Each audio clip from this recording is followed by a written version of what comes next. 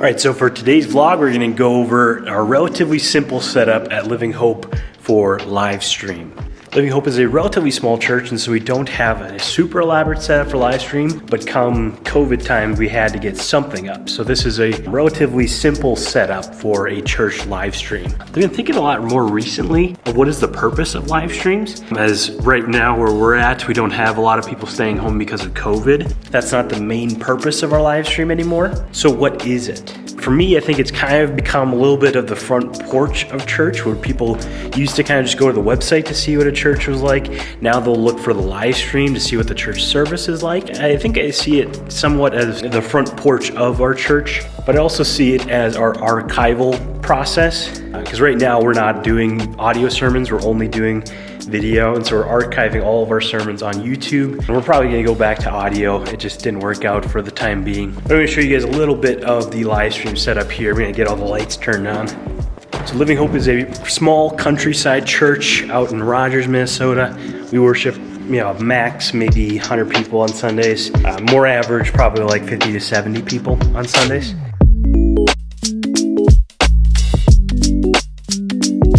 All right, so for our audio, we have the X32 digital board that a lot of churches have. It's a Behringer board, and it just makes it really simple for us to be able to have all of our channels that we have up on Sunday morning, and then also have a separate mix bus for our live stream. What this does is it allows us to have a separate mix for live stream than we have in-house, because in-house it might sound really good, but when those vocals are dry and when they're isolated outside of the room, a lot of times it can change the way that the live stream sounds. And so we have a separate mix for our live stream. That way we can kind of fine tune things as we need.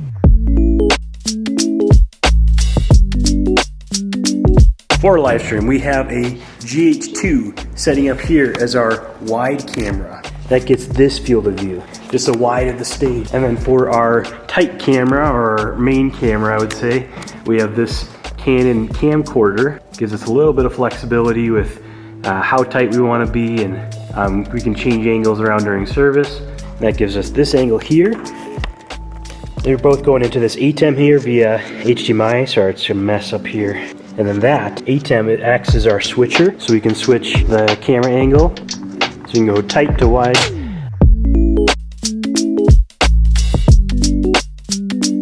That ATEM gets plugged into our Mac Mini. It is not one of the M1 Mac Minis. It is a Mac Mini with an i7 processor in it, and that is plugged into this external GPU, so we can power multiple displays. The presenter software that we use is ProPresenter 7. You can see here we have a specific live stream channel. So you can see that's our live stream setup, and as we change lyrics here on the ProPresenter, our lyrics change for live stream. So that's the goal that we wanted, to be able to have our live stream members follow along with us. And then we actually stream through ProPresenter.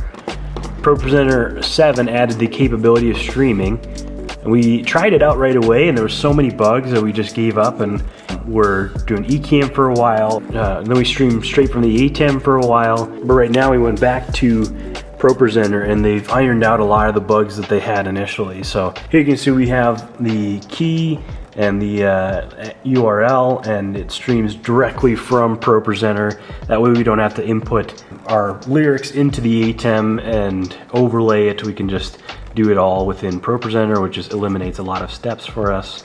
And it's a nice process. You can see as we cut scenes, it cuts to our ProPresenter as well. And we route our audio into our computer, so it syncs up with our live stream feed. We live stream to a program called Restream. Restream distributes our live stream, so we could get it to Facebook and YouTube. We were doing both, and now we just dialed back to just doing YouTube. What's nice about Restream is you don't have to reset up the event every single time. You can just keep the key the same and stream it, and it'll go back to that event every single time, which is super nice. Then all we have to do is update the title every week, and we don't have to really change anything, which is really nice. It's kind of one button press, and we're good to go. So if you're still kind of confused and wondering what, I'm going to put up a graphic here. We have two cameras going into our ATEM. Our ATEM gets plugged into our Mac Mini. Our sound gets plugged into our Mac Mini. Both of them go into ProPresenter, and ProPresenter puts them together. It sends them out to Restream, and Restream sends it to YouTube. And then every other week, I'll go into YouTube and I'll cut down the services to just the sermons, because when people go back after the previous week to look at messages, they're going back for the message. They're not going back for the entire service.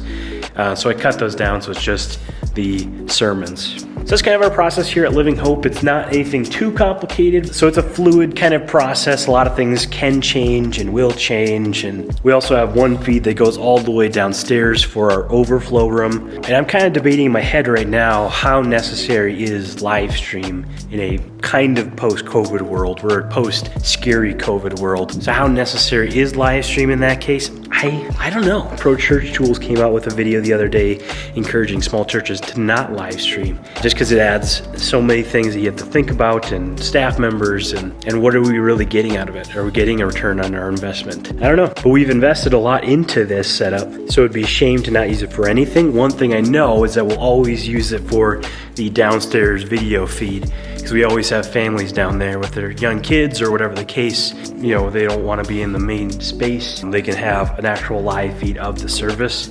So I think that's necessary and really, really helpful. But as far as the future of the live stream, I'm really not sure where we'll be at in 6 months, you know? But that is a really basic small church live stream setup. I consult with a few different churches on their live stream setup to give them the best case scenario of functionality, being able to just press a button and it's gonna stream for you, as well as highest quality as you can get without having 17 staff members dedicated to your live stream. It's an interesting balance, and it's a fun one for me to work out. It's a lot of problem solving. It's a lot of thinking, okay, how can we get the highest quality with the least amount of effort? And my natural tendency is going towards the quality aspect. And so for a while there, I was bringing in a lot of my high quality production gear, which was really fun, and it made a really high quality product, but I was bringing in loads of gear every single Sunday. I'm like, okay, this isn't sustainable for this church to do every week. And on the weeks I'm gone, how does that work, right? I can't be the one babysitting this every single week. And so how can I equip and train and get people ready for when we're planting our church in Buffalo and we're not here? It's a discipleship culture that we're trying to accomplish. It's just can be challenging. So that is our live streaming setup here at Living Hope. If you have questions or if you have thoughts about how maybe we can improve things here, let me know down in the comments. And if you have any questions about the setup that I maybe didn't answer in the video, also let me know that down in the comments. I'd love to answer any of those questions that you guys might have. Or if you have any questions about how you can make your live streaming setup better, I've been doing this for the last year and a half at different churches, and I'd love to be able to see if I could help you make your live stream the best possible with the least amount of legwork. All right, guys, that is it for me today. Thanks for hanging out. Thanks for checking out the live stream setup here at Living Hope. I'll see you guys tomorrow.